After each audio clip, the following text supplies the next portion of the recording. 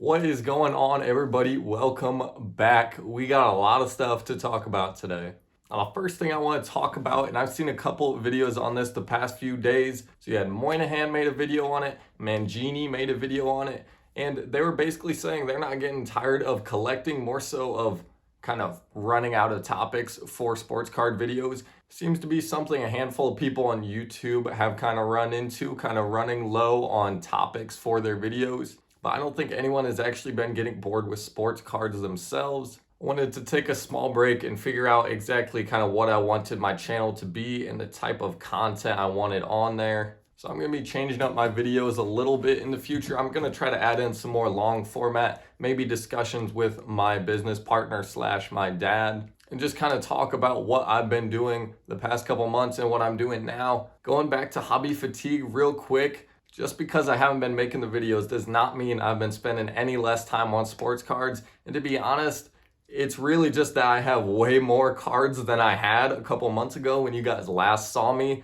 And I've just been spending more time with my card business, buying and selling. And that's taken up a lot more of my time than it used to when I only had a fraction of the cards I have now. But don't worry, the videos are coming back strong. I'll make sure to get you guys some quality videos coming out soon. Just need a little bit of a mental reset, and I think I've got that over the past month or two, and I'm ready to get some new videos out there. But let's get on to today's topic, and that topic is going to be, is grading cards worth it at this point? And in my opinion, it would be no. Let me put a little bit of an asterisk by that. I believe grading is not worth it if you are sending to grade with the intention of raising the value of your card. So something you will often hear if someone doesn't really know what they're doing with baseball cards or sports cards or anything like that, they'll maybe ask a friend, what should I do if I want to sell these? And oftentimes the advice is, if you want the most money out of your cards, you got to get them graded. That's been the advice for a long time, for the past 5 years or so. And up until about this past year or so, I would say that is very good advice. Graded cards would consistently sell for more on the secondary market, and so it made sense to send in the card at a $20, $40 rate to get, a $100, $400 increase on the cards that you were sending in. But at this point, especially with PSA, but even SGC, I haven't been sending anything to them either. It just does not add the value that it's supposed to. The grading standards have gotten ridiculous, just insanely tough. Like I said, especially PSA, but also SGC. I mean, the resale value just isn't there for SGC. So even though you maybe get a little bit better grades, the value's just not there with either company at the moment. Over the past 2 months where I took a little bit of a break, I've been finding massive success with raw cards. I just think that the graded cards are so inconsistent. I'm perfectly fine buying a graded card and selling a graded card, but personally, I'm not going to be sending anything into grading with the intention of increasing the value. And for super high-end cards like multiple thousands and up, there's exceptions. Cards like those kind of need to be graded, but I'm talking cards in the $50 to $500 range. I'm going to throw another little asterisk in here. If you want your cards slabbed, just grade your cards. That if you are just purely collecting, you don't have any intention of reselling your cards for more, anything like that, you can probably stop the video right here. If you want your cards slabbed, go ahead and grade them. But this video is specifically about the purpose of, if you are trying to grade cards to make them worth more money, you're probably going to fail. I have a few examples, and none of these were even cards that I sent in to grade. So it's not like I'm complaining about the grades I got on any of these cards. Lots of these are going to be cards I bought, graded, and cracked them out of a holder and sell raw, because the grades recently have just been absurdly strict. So we're going to take a look at some of these cards here that I've bought and or sold recently. And we'll kind of see what you guys think they maybe should grade versus the grades they were actually given. And then kind of look at also the values of a raw card and the condition the card is in comparison to the grade of the slab that the card is currently in. So we're going to start off with this 55 Topps Willie Mays. Now, I'm going to show some pictures of these cards. I want you guys to just at least mentally kind of take note and make a little bit of a guess as to what you think these cards would grade. So like I said, we're starting off with this 55 Mays. You can see it does have some centering issues. It's got fantastic color. It's got pretty good corners. So all around, this is a great condition card for a 55 Topps Maze. Beautiful looking card. You guys can see some pictures of the front and the back. And if you guys had to take a guess at what this would grade, what do you guys think?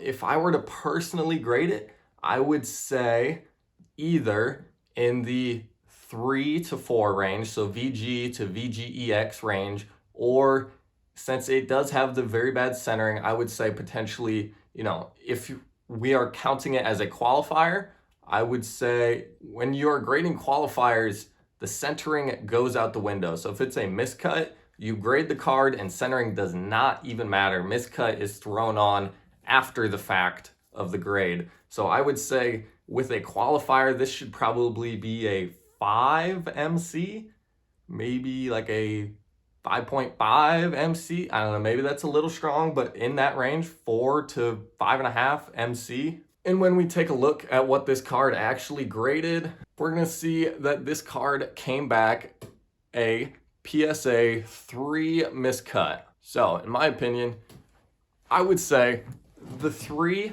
probably fair, but a 3 and miscut. So if you take away the miscut, is this card a VG card?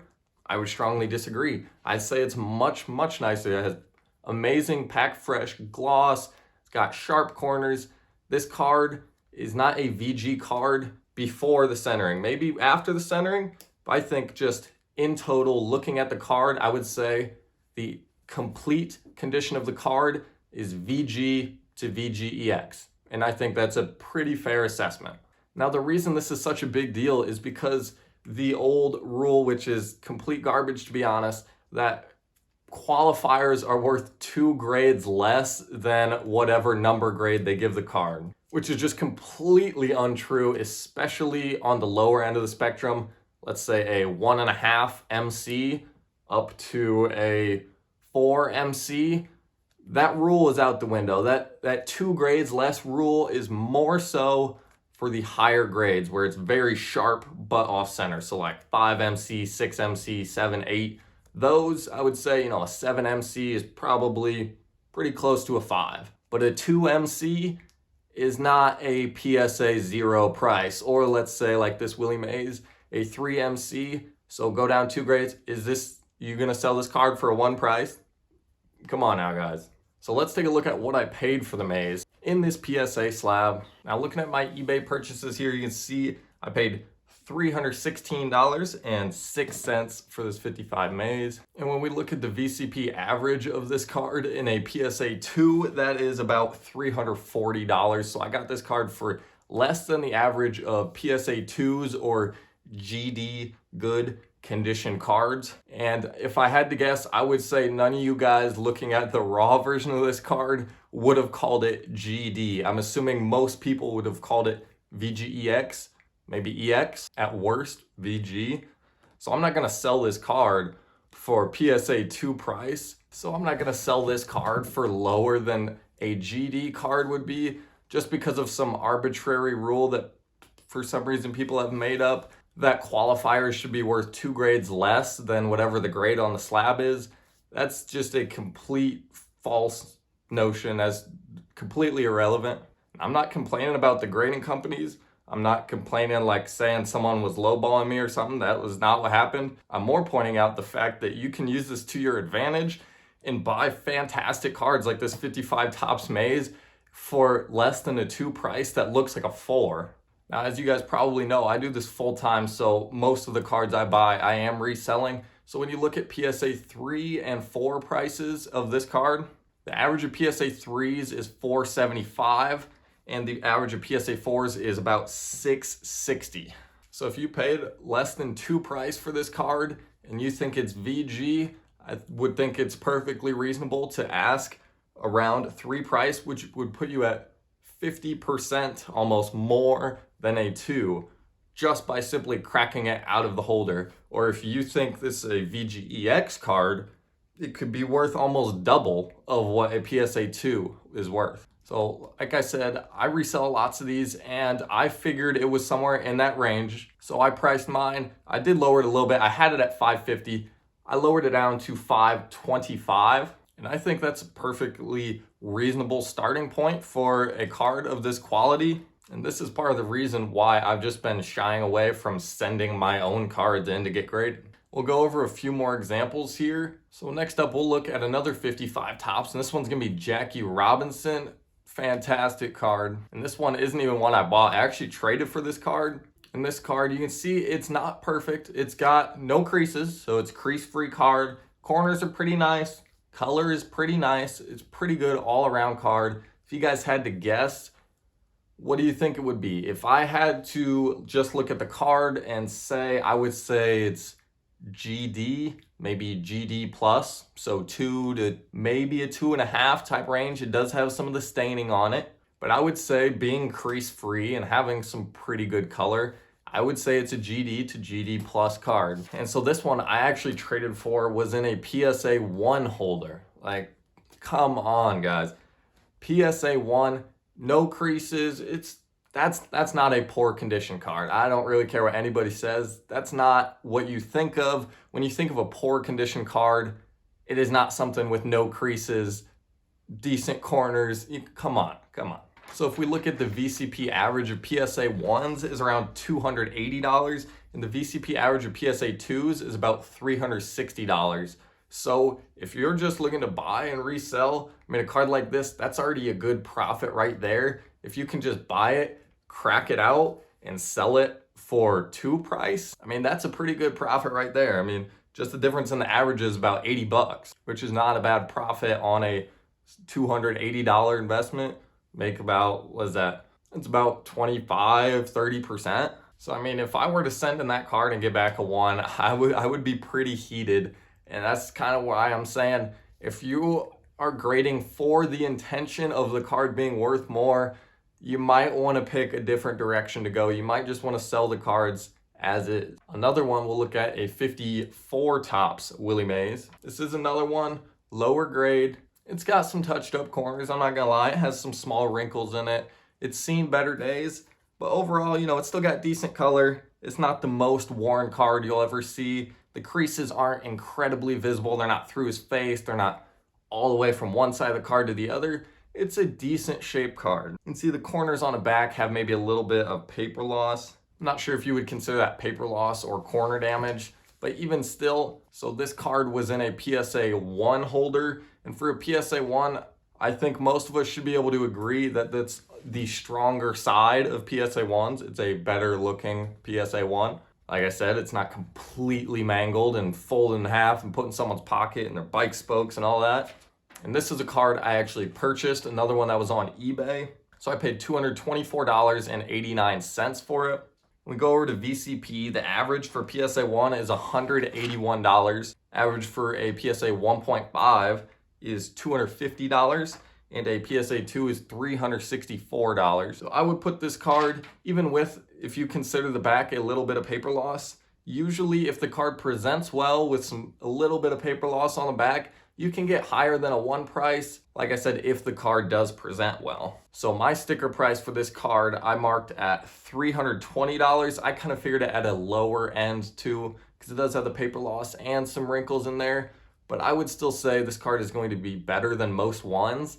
And if you grade this card and you have a 1 and you try to sell it to a dealer or really anyone else, they're going to look at these sales of PSA 1s, and some of these 1s are absolutely beaten. I mean, some of these have been folded every which way. So I just bought it, I cracked it out, and I think I can get, you know, that 1.5 price range, maybe a low end 2 price. And that right there, it doesn't take any work. I didn't buy this card for cheaper than a PSA 1 does. I just bought the card, cracked it out, and I think it's a roughly a fair condition card. I'm not sitting here thinking that I'm like some super genius and like screwing people over because, well, this card was a 1 and I sold it for 2 price. I don't see it like that. I think you're getting a fair condition card for a fair price. I just think the grade was off personally. Maybe by technical terms, based on how PSA does their grading scale, yeah, paper loss maybe makes a 1, but guess what? There's people who are willing to pay more than 1 price for it. Therefore, that's not the max of what it's worth. Now, I know everyone's favorite quote is something is worth what someone is willing to pay you for it, and I know that quote can be annoying sometimes, but it is true. After about a year or so, maybe a year and a half of selling cards, I basically just come to realize people are willing to pay more than that price if the card looks better than that numerical grade. Another card where I think it would be smarter to just keep it raw, as I did, than send it in to get graded. So I got two more examples here. I'll go through these a little bit quicker, but this 53 Bowman Pee Wee Reese, this is another one. You guys can take a look at the front, take a look at the back. Overall, it's another card I would consider in that VG type of range. Obviously has some issues on it, maybe a little bit of almost staining or discoloration, not perfect corners.